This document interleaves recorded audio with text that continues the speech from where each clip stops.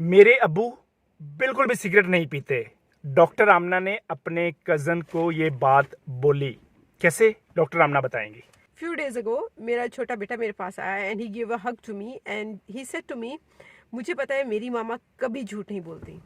I just checked my feelings और मुझे पता चला कि मुझे उसकी स्टेटमेंट पे खुशी जो होनी चाहिए थी वो नहीं हुई।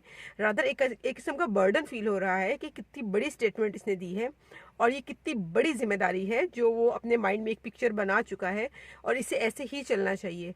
और एक लम्हे से भी पहले मैं बहुत माजी में पीछे चली गई। I was perhaps in 9th और 10th ग्रेड।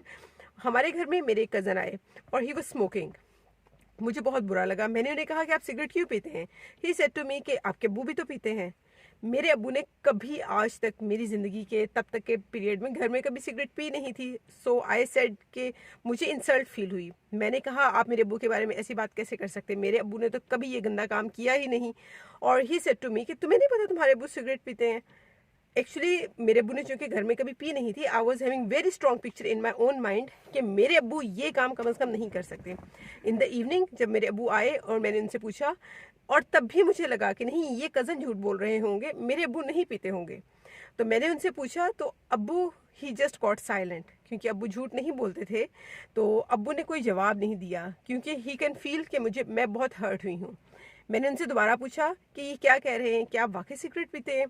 तो ही टोल्ड मी कि मैं दिन में एक दफ़ा बस पीता हूँ, लेकिन मैंने कभी घर में नहीं पी। लेकिन उन्हें इतना बुरा फील हुआ कि उसके बाद कुछ अरसे बाद उन्होंने बिल्कुल सिगरेट क्विट कर दी, बिल्कुल पीना बंद कर दी।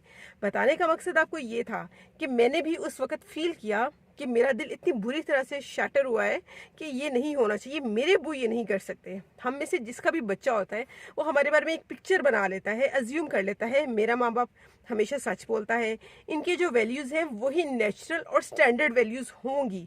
लेकिन अगर हम उस चीज़ को नकली कर रहे हैं, ऑब्वियसली उसे हम लॉन्ग टाइम तक नहीं कर सकेंगे, तो हमारे बच्चों का यकीन बड़े बुरे तरीके से ख़राब होगा और वो खुद भी अपनी पर्सनालिटी के अंदर बड़ी डिफरेंट तरह की चीज़ें पैदा करेंगे। लेकिन अगर हम अंदर और बाहर से एक हैं, ऑब्वियसली आपकी पेरेंटिंग बहुत अच्छी, शानदार और आपके बच्चे के लिए एक रोशन मुस्तकबिल की ज़मानत होगी। लेडीज एंड जेंटलमैन, पिछले 3 दिन से हम एक फौतगी पे गए हुए थे सहीवाल से भी आगे चीचावतनी में एक गांव है और वहां पे मेरे कज़न यानी फूफी जान के बेटे की, जवान बेटे की, जिसकी उम्र मुझसे भी छोटी थी, डेथ हो गई। जिस दिन इलेक्शन था उस रात आपको पता है पूरा दिन और रात को भी सिग्नल्स नहीं आ रहे थे। हमें लाहौर में आए हुए तकरीबन 2 माह हो चुके हैं और मेरा भतीजा जो हमें छोड़ने आया था, हमारा सामान छोड़ने आया था, सिर्फ उसको हमारे घर का पता था। और वहां से जब फौतगी हुई वो सुबह यहाँ पे पहुंचा। अभी हम नमाज फजर के लिए तैयार होके, पीछे हुजैफा बैठा हुआ मेरा बेटा, वो भी जाने लगा, मेरे बाकी बच्चे भी जाने लगे, मैं भी जाने लगा। तो नीचे से बेल आई और साथ ही हमारे सेल फोन के भी सिग्नल्स आ गए और वहां पे भी कॉल्स आना शुरू हो गई। तो डॉक्टर आमना ने कहा अल्लाह खैर करे। तो पता चला, भतीजा आया कि इस तरह हमारे कज़न की डेथ हो चुकी है।